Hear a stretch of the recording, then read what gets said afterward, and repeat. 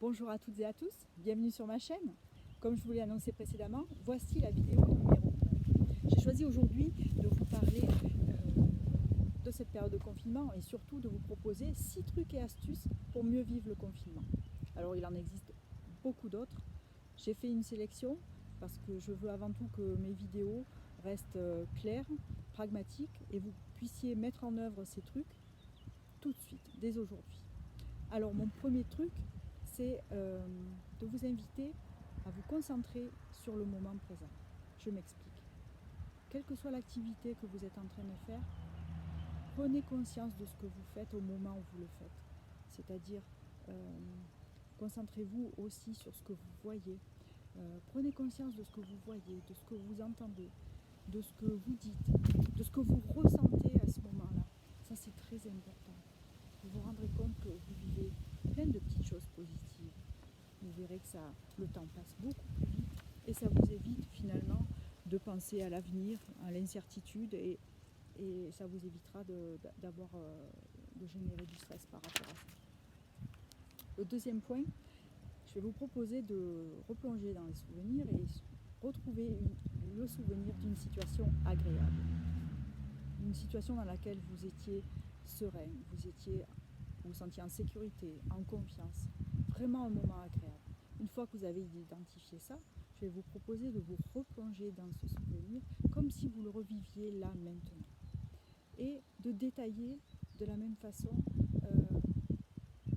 quelles étaient les personnes peut-être présentes, ce que vous entendiez, peut-être de la musique, ce que vous voyez autour de vous, ce que vous disiez, ce que vous ressentiez également en termes d'émotion. Et replongez-vous vraiment, quitte à fermer les yeux. Et une fois que vous avez réussi ça, je vous propose de choisir un geste très simple à reproduire, comme peut-être pincer 2 doigts comme ceci.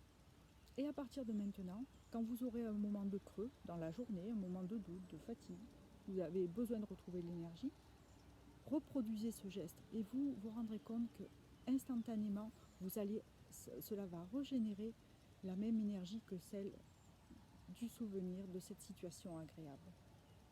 Donc vraiment à utiliser sans modération. Le troisième truc que je veux vous proposer, c'est vraiment tout simplement accepter ce qui arrive, accepter ce qui est. Et surtout, arrêtez de vous lamenter, de vous plaindre, de ressasser les infos qu'on entend tout au long de la journée. De toute façon, vous pouvez vous plaindre, vous pouvez ressasser effectivement tout ce qui arrive, cela ne changera rien. Autant l'accepter et vous concentrer sur ce que vous pouvez faire au quotidien, sur ce qui dépend de vous. Ça, c'est très important. Le quatrième point, c'est surtout qui s'applique surtout aux personnes qui sont peut-être en famille nombreuse dans un logement plus ou moins exigu, c'est vraiment de vous organiser entre vous pour vous accorder un espace, une pièce dans laquelle vous allez pouvoir vous isoler un moment. Organisez-vous entre vous pour que chacun puisse avoir ce moment d'isolement dans une pièce, loin des autres, pendant lequel vous allez faire ce que vous voulez, peut-être rien, peut-être vous reposer, peut-être prendre un bon livre, écouter votre morceau de musique préféré, loin des autres. Et vous verrez que ce sera beaucoup plus agréable finalement de vous retrouver ensuite. Le cinquième point, c'est finalement changer vos habitudes. Vous avez peut-être l'habitude de tout faire à la maison, de tout gérer, de vouloir, alors je pense à ces dames qui souvent ont envie finalement d'être la femme parfaite, l'épouse parfaite, la mère parfaite. Autorisez-vous à ne pas être parfaite. De toute façon, la perfection pour moi n'existe pas. Donc finalement, on se met souvent dans une quête qui reste inachevée puisqu'inatteignable.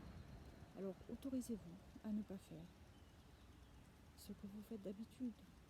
Et inversement, ceux qui peut-être en font moins, je ne citerai personne et je ne veux pas rester non plus sur des schémas ancestraux, c'est peut-être mettez la main à la pâte et peut-être apprenez à faire ce que vous ne faites pas d'habitude et Je pense que si chacun y met du sien, cela contribuera aussi au bien-être de tous, dans la famille et dans votre quotidien.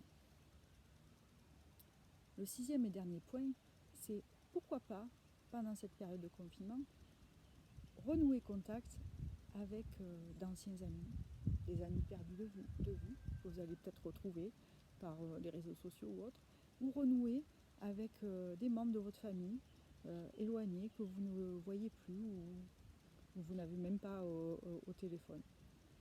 C'est ce que j'ai fait moi en tout cas, et ça a généré beaucoup de joie, beaucoup d'enthousiasme. Ça a fait plaisir à tout le monde, et du coup on se réunit très régulièrement grâce à nos outils technologiques du moment.